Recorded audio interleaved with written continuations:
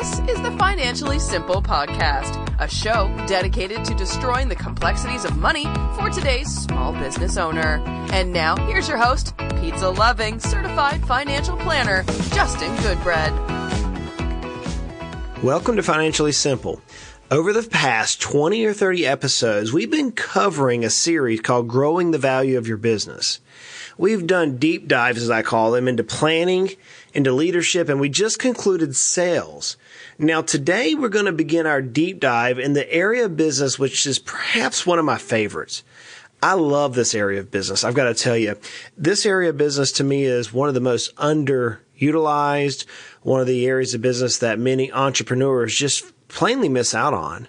And the area of business is marketing. So we're going to do a deep dive over the next couple of episodes into marketing, but more specifically, how we can market to drive the value of our business. That's the entire ethos or the entire principle, the entire subject base of what we're trying to cover here.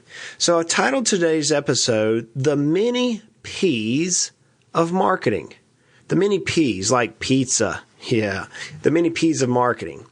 About early November, I began looking in the mailbox. I'm like a kid in the candy store, I got to tell you. I'm looking in the mailbox and I'm waiting for the Bass Pro Shops Thanksgiving Day sales paper to hit my mailbox. Yeah, you heard me, Bass Pro Shop. See, this paper is like, it's good. It's not quite as good as pizza, but it's pretty good. I mean, it's going to give you a list of items, all the goodies that are going to be on sale. In fact, I'm already here recording this in early October, and I've already been on Bass Pro Shop's website to look at the potential deals which I think will be coming up.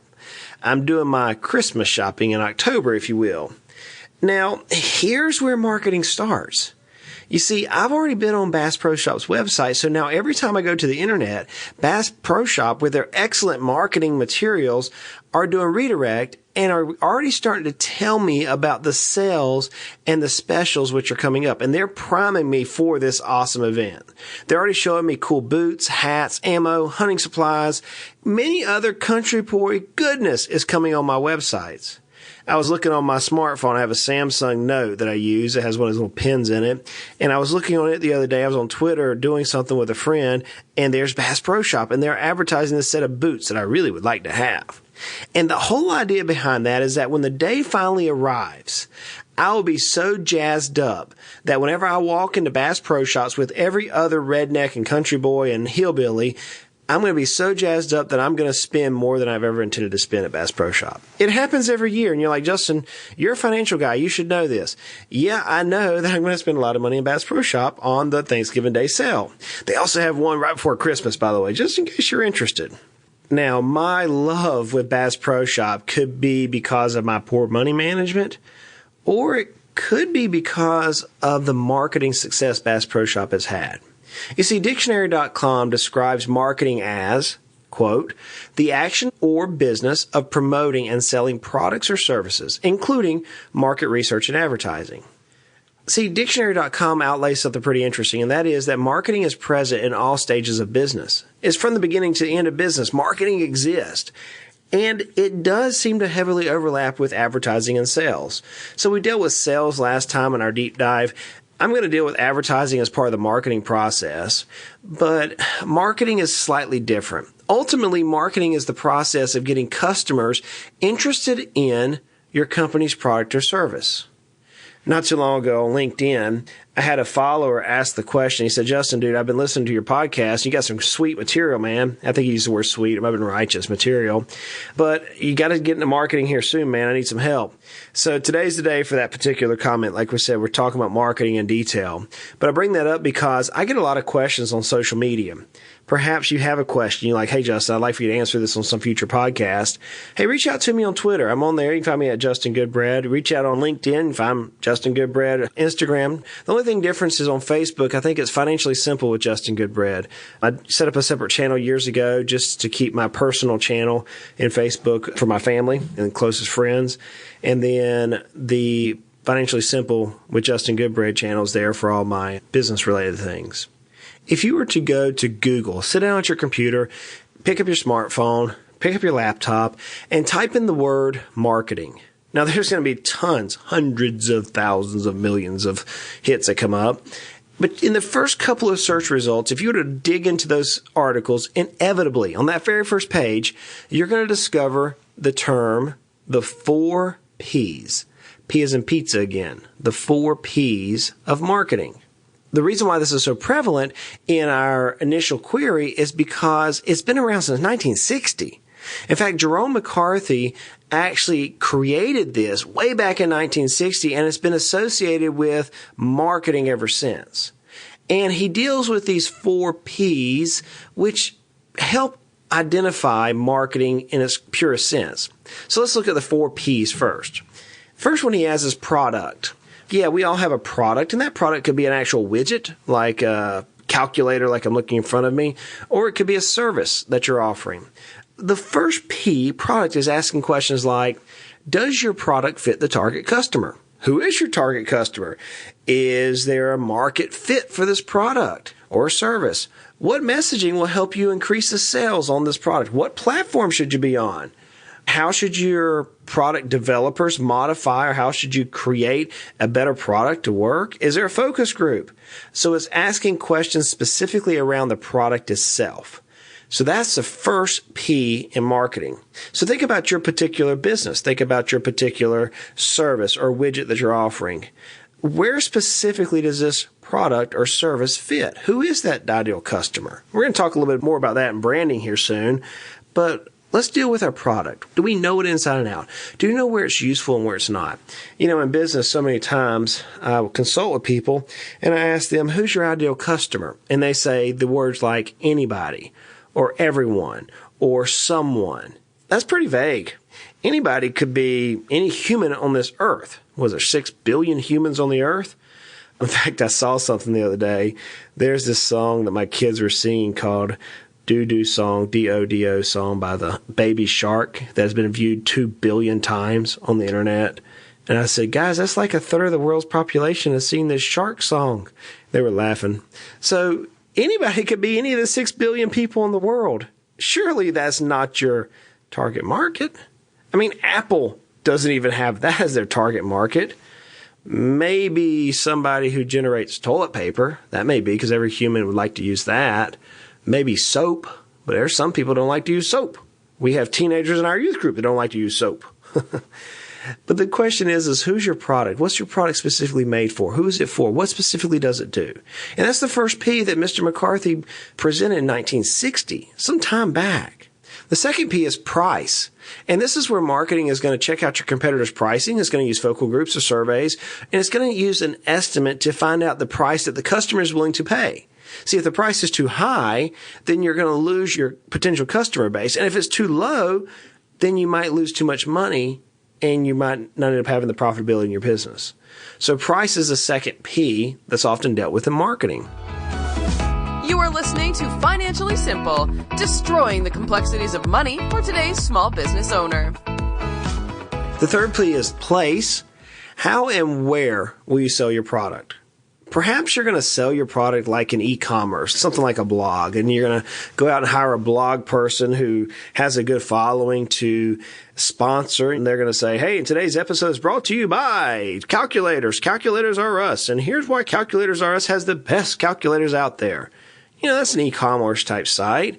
You could use a true e-commerce where you have a website that you list very similar to like Amazon or eBay, or maybe you set up your own e-commerce site. I have a client who did that we set up their own e-commerce site for some products they create, and it's done quite well. We put together a really good packaging plan for them, and they're rocking it. So maybe you're using e-commerce, or you know what? Maybe it's not a product necessarily. Maybe it's a service. Maybe it's like my company. We offer services. We offer services on helping business owners build and grow wealth. We help them grow their business. We help them grow their net worth. Maybe that's the service. And you advertise that through forms of media, through forms of social, through maybe even direct mail. Or maybe your place of marketing should be on television. I was talking with someone this last week who they are strictly on TV. They like to be on TV and they like to talk on news channels, and that's how they market. Maybe it's a QVC type thing. Wherever it is, the idea behind marketing is you want to find the right place to proliferate your business from. And the last P that was developed way back in 1960 is promotion. Promotion is what is the method to which you're going to get the advertisement in front of that proper place. Are you going to use online or print advertising? Are you going to use an event? Are you going to discount your marketing team to help them create a product, so to speak? Ultimately, the guide of promotion is to lead more sales. And during this stage is where campaigns and advertisements and social media promotions all come together. So that's the 4 Ps. And this is where marketing begins. It begins with a product, your price, your place, and your promotion. Now, that was created, as I mentioned, way back in the 1960s. In the late 70s, there was many in the marketing industry that began to acknowledge that the marketing mix should be updated or should be extended. And in 1981, Booms and Bittner, B-I-T-N-E-R, actually added 3 more Ps. They kept the Ps there for congruency. And they added 3 more Ps to the list. And now this allowed the extended marketing mix. And so those 3 Ps now, they came in and they said, number 1, we need to add people because all companies are reliant on people. Now, that may have changed some in the last year now that we have some robots helping run companies. I actually read a line the other day where the robots are 90% of the workforce. I thought it was intelligent. But nonetheless, in 1981, Booms and Bittner said we need to add people to marketing because people are the ones that are running the companies from the frontline staff to the managing director. You have to have the right people. We've spent some time. We've knocked this thing out the park dealing with teams, making sure that your team is adequate, making sure that you're building a stellar team. But that's part of marketing. If you have a poor team, then you're going to have a poor marketing program. Another P that was added to this list was in 1981 was process. How are you going to deliver the product or the service to your customers? Again, is it going to be mail? Is it going to be an actually retail store? Maybe it's a service industry where you're consulting in an office. Or now in these days, maybe you're not using any type of face-to-face. Maybe you're doing like I'm doing here on the podcast and it's all via audio. Maybe it's through video like on our YouTube channel. Maybe it is through coursework. We actually are excited. I got our first course coming out, How a Business Owner Can Get Out of Debt. I can't wait for you to read this. But it's coursework. Maybe that's the process. Inevitably, the idea is how are you going to deliver your product or service to your customer? You never knew this much went into marketing, did you? Yeah, it's pretty amazing when you think about it. The last P that was added in 1981 was physical evidence. Almost all services include some sort of a physical element to it. Consumers many times are going to pay for an intangible, but many times you have to move that to a tangible process. Think about when you go to a restaurant. You look at a menu, an intangible. All of a sudden, that steak and potatoes are delivered to you, as my grandma would say. That steak and taters is put on your plate in front of you. You slap you some butter, some bacon bits, a little bit of chives on there, maybe a little sour cream, some salt and pepper. It's done moved from intangible to tangible really quick. You're like, well, Justin, I live in an environment that I don't have steak and taters to throw down in front of my clients. Yeah, maybe you are truly digital. Well, a PDF is a physical product, not by purest definition, but they're still receiving something in exchange. So the 3 Ps that follow in 1981 as it relates to marketing, the marketing mix that we have to consider is the people. Who are the people that are in contact with our potential customers? What is the process for delivering our product or service to our potential customers? And what is the physical evidence or the elements that the potential customer is going to see, especially when they're paying for an intangible? Now, as I was doing some study for this, I actually ran across another P. Now, I'm going to argue that this is irrelevant, but some people argue that productivity should be included. They said, after all, we want to confirm that the product or services we're offering is a good deal to those who are purchasing it. Maybe productivity could be added. Maybe that's another P that we want to look at in our marketing overview here. Productivity. I can get that. I'm not sold on it, but, I can argue that. But here's one I am sold on that I did not read anywhere. Nowhere. And I dug through many, I'm not going to say hundreds, but I dug through a lot of really good sites to try to see if I could find this. I'm going to tell you probably one of the most important Ps that should be added to the marketing list, profitability. See, as a business owner, I'm going to argue that profitability should probably be at the top of the list. I don't know about you, but I've experienced working with marketing firms, and I have a marketing team here. And many times marketers, they want money. They want money to promote, to do advertising with, or promote the service or product. But unless the marketing plan, unless the marketing process that we're using actually leads to profitability, then we're wasting money. Now, here's where it gets touchy, and this is why marketers want to phase away from that, is because as a business owner, I want to walk into a marketing firm, or I want to build a marketing plan and say, if I'm going to spend $20,000 or $100,000 on this particular marketing process, this marketing plan, let's say I want to spend $100,000 on this particular marketing plan, I'm going to expect 2, maybe 3, maybe 4 times the return on my investment. So wouldn't it be neat to spend $100,000 on a marketing plan only to see the direct revenues of the company increase by $400,000? And I'm talking about direct revenues after cost of goods, after our COGS. You see, that's where profitability should be. The danger is many marketers don't get it. They're not numeric in nature.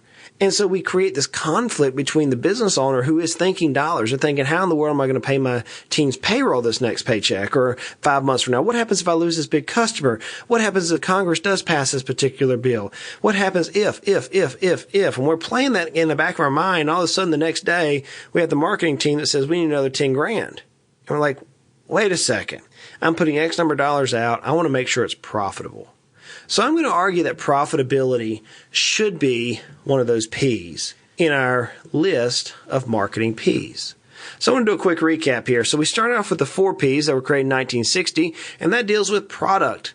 We're looking at the product from every angle. We're looking at price, place, and promotion. How do we get that product or service in front of people? And then in the 1980s, we added people, our team, process, and the physical evidence. Now, some people argue that productivity should be involved. I'm not going to discount it, but one of the things I think that should be involved is profitability. And if you look at those 8, potentially 9 P's, then you have the basis for developing what we're going to get into as the marketing plan. So what is marketing? If we sum it up in today's episode, marketing is looking at those 6, 7, 8, 9 P's, whatever they are, and developing a method to get your product or service in front of the potential buyer, hitting their pain point so they create an action to buy your product or service. That is marketing. So we're going to dive deep over these next few episodes, and I'm going to share many things that I've learned from the good, the bad, the ugly of my own personal experiences, but not only mine. Friends, I deal with hundreds of business owners over my career. I consult over 100 business owners now, and I get to see what works. What I love about business is that what works for one business, I'll give you an example, what works for a dentist office in the north side of Tennessee is not going to work for the dentist office in Arkansas. It just doesn't. 2 different markets. So I get to see what works, and I've learned a lot about it. So I'm going to share with you those things in the marketing area that we can use to help drive the value of our business. And with that said, I want you to take a look at the financiallysimple.com blog. On there, you can find so much cool stuff. We're actually reworking it right now. You're going to have a little bit better interface. We just came back from a conference, and we had some people look at it. And guys, we got some rock star content on there. In fact, we've got several national media companies who are trying to buy content from us at this point. You may not know this, but I write for Forbes, and I write for Kiplinger, and I write for Investopedia, and we got some good content on the blog. But some of the best writing I do goes out in our newsletter every week. Sign up for our newsletter. Check it out on the blog there, financiallysimple.com. You'll see where it says sign up for our newsletter. Hey, if you like the podcast, do me a favor. I had somebody do this for me already. Send us a review. Leave us a review on iTunes. That's what allows us to move up in the ranking and gets more followers. It allows us to attract really, really good, high-quality sponsors. One of my commitments to you is I'm not going to come in and sponsors from Calculators R Us, whoever they may be. I'm going to have some good, high-quality sponsors, and I'll use sponsors to whom I personally use. That's just the way I think. But if you'll do me a favor and leave us a good review on iTunes or wherever you listen, Stitcher, Spotify. You know, like I say every week, life is hard. It is. Life is good, and life can be frustrating. Money doesn't have to be. Let's continue to make our lives at least financially simple. Hey, y'all go out and create a great day.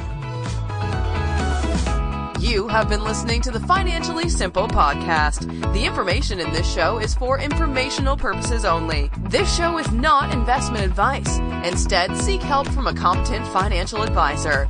Justin Goodbread, CFP, is an investment advisor representative of Heritage Investors, a registered investment advisor.